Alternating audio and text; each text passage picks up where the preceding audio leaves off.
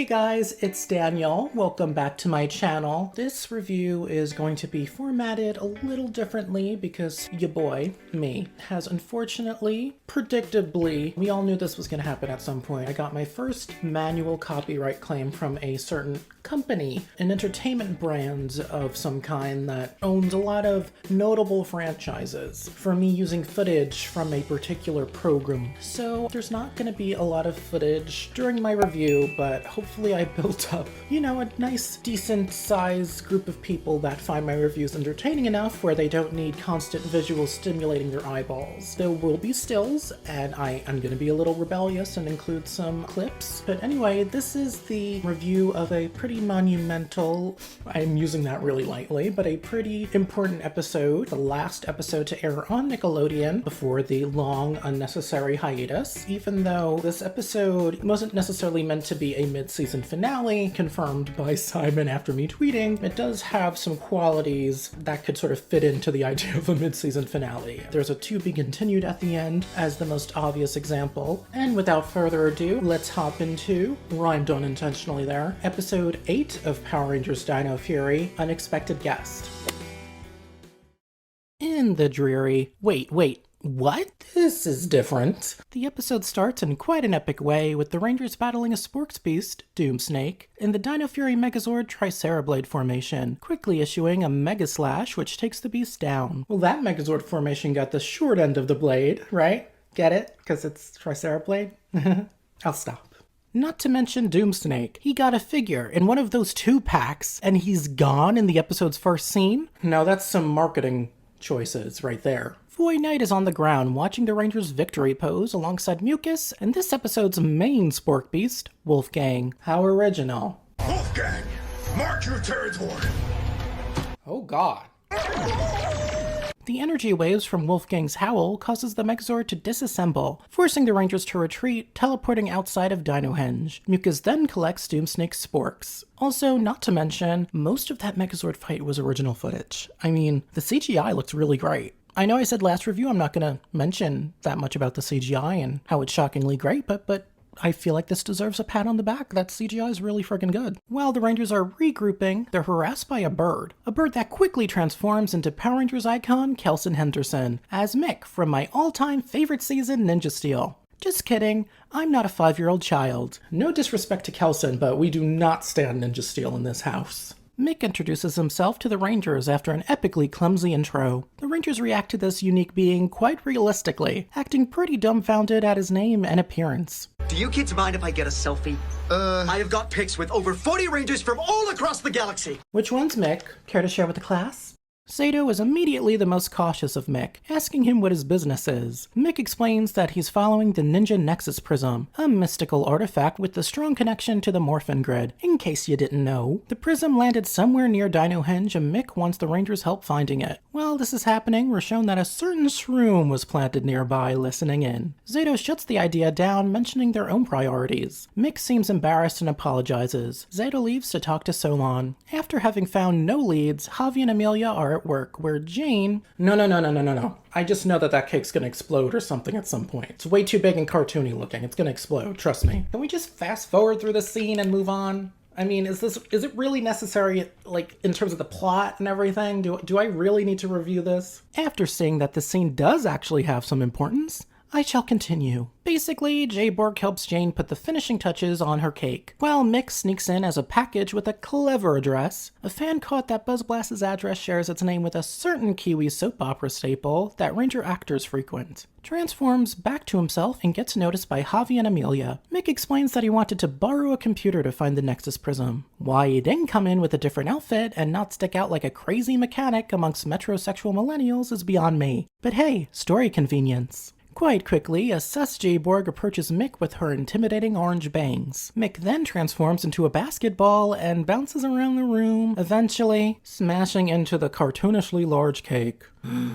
He demorphs in the courtyard where he's greeted by Wolfgang. Mick immediately goes into defense mode and transforms into a toy car and speeds around a perplexed mutant mutt. Javi calls in the other Rangers and explains the situation, as Wolfgang reveals that he too is looking for the coveted Ninja Nexus Prism. Our 5 heroes morph to defend Mick. Dino Fury power! I'll show you first! power. So no one questioned that in the writer's room, huh? Green and Pink attempt to use boost sleeves against him, but his Howl attacks immediately remove them. When Wolfie once again tries to spot Mick, the Rangers teleport themselves and Mick to safety. At the base, Mick introduces the team to a Power Rangers database. Hooray for more continuity! He's been updating himself, which he uses to present a visual of the Ninja Nexus Prism, saying that it's a subject of, quote, many legends, and that it has a direct connection to the Morphin Grid. This presentation is good enough for Zato, who finally decides to help Mick find it. Using the database and her tech, Solon is able to track where the Nexus landed, a waterfront. While they're leaving, Mick begins working on something to stop Wolfgang's problematic howl. In the dreary Area 62, Boom Tower volunteers to get the prism and, quote, finish the Rangers, with Wolfgang's help. If you fail, don't come back. Fine, but I get the dog. The Rangers teleport in near the prism, which seems to be looking for something in the water with a pretty epic background soundtrack. Zato draws closer to it, thinking he could possibly read its mind, as the prism is a living thing. Zato lets it all hang out, his antennae that is, and touches the prism. The fuck? What? They made all of that? All along, the Morphin Masters have been observing Ranger teams. We get an amazing sequence showing off the Morphin Masters creating the Dino Gems, Energems, and the Ninja Nexus Prism, sending it off to Earth for the Ninja Steel Rangers. They watched many Ranger teams defend the Earth, including the Beast Morpher and Dino Fury Rangers. This visually gorgeous sequence not only assures fans that the Morphin Masters are not just going to be secluded to the premiere episode and gives hope of them possibly appearing more in the future, but also confirms that they had a pretty large hand in the creation of many Rangers' powers and their connection to the Morphin Grid. As I tweeted the first time I watched this episode, the excitement I felt watching this sequence was comparable only to the wonder I had watching the series as a child. What comes to mind were team-ups and whatnot. Some people question the accuracy to the connection to the older seasons. It was still a very visually appealing scene. Essentially the writers wagging some candy in front of a baby's face. The baby being people like me. Older fans, and younger fans that care about continuity. Zato explains to the others that the Prism has returned to Earth to search for something. If I had to guess what that something was, I would say the Gold Ranger's Mesosaurus sword, 'cause water. Or the Gold Ranger encased in the Mesosaurus sword stuck in the cockpit. Bookmark me. Right on cue, Boom Tower and Wolfgang teleport in. The prism immediately goes into sea, presumably to protect itself. Some sword slashing leads to Wolfgang using his howl to attempt to knock part of a cliff onto the now vulnerable Rangers. Mick teleports in and tricks the gullible doggy. Hi, doggy! I guess that's how they pronounce it down under, into swallowing a no howl drop, causing him to have a hilariously squeaky voice. You've ruined my singing career! Why Boom Tower allowed this to just happen is beyond me. Wolfgang grows, followed by Boomer, who apparently felt excluded. The Rangers summon their Zords, accompanied by some stellar new animation of the Tiger and Stegozords. The Rangers form the new Dino Fury Megazord Warrior formation, which include all 5 core Zords. They issue multiple new attacks, absolutely wrecking the giant walking castle. This triggers Mucus, who's watching on the sidelines, calling the missing skeletal wolf over to help, who manages to yeet himself onto the back of the Megazord's new weapon. Yeah, definitely did not see them adapting that part. The Rangers at that point just had to push him down to end him. His Sporks is naturally captured by Mucus on the ground. A restored Boom Tower launches one last Boom Blast that the Rangers avoid, push him back, and issue a final Dino Mega Slash. I really like how all the previous Megazord formations are included in a lot of the Warrior formation imagery. It just drives the point home. Mucus attempts to make the Beast's Sporks counter a 2 out of 2 for the day, but is quickly scared off from catching it by Green. Afterwards, the Dino Fury Rangers witness the Ninja Nexus Prism rise out of the sea and leave Earth. In Area 62, Mucus presents Void Knight with an update on Boom Tower's demise. I guess I don't have any use for you anymore. And Wolfgang's Sporks, which he frantically grabs from her and shoves into his machine. He expresses some serious frustration at the energy level not even being close to being full, and storms into his secret room, leaving Mucus behind. In the room, Void Knight asks an unseen being for forgiveness for not yet having enough Sporks energy. The living organism ends up being a woman who he refers to as his love, who's in some sort of a machine filled with liquid and stasis, who he promises to reunite with soon.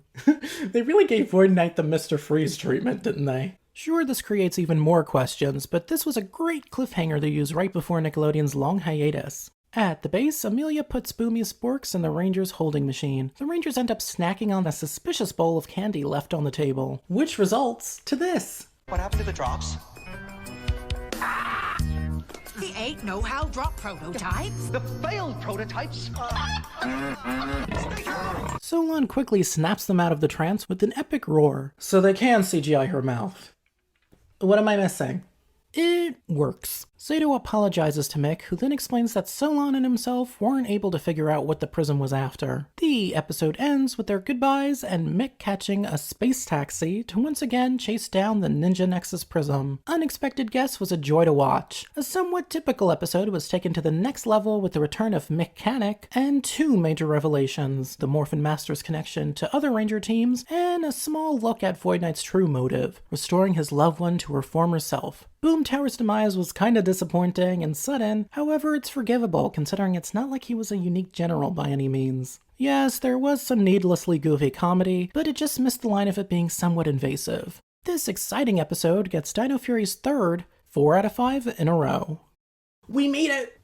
I reviewed the first 8 episodes of Dino Fury. I'm caught up officially. Can't wait to just chill out with you guys for another several months until Nickelodeon decides to pick up the slack. Wait, what? Netflix just uploaded new episodes? They're allowed to do that? Apparently. Okay then, well, it looks like Hasbro decided to place episodes of Dino Fury on Netflix. Ooh.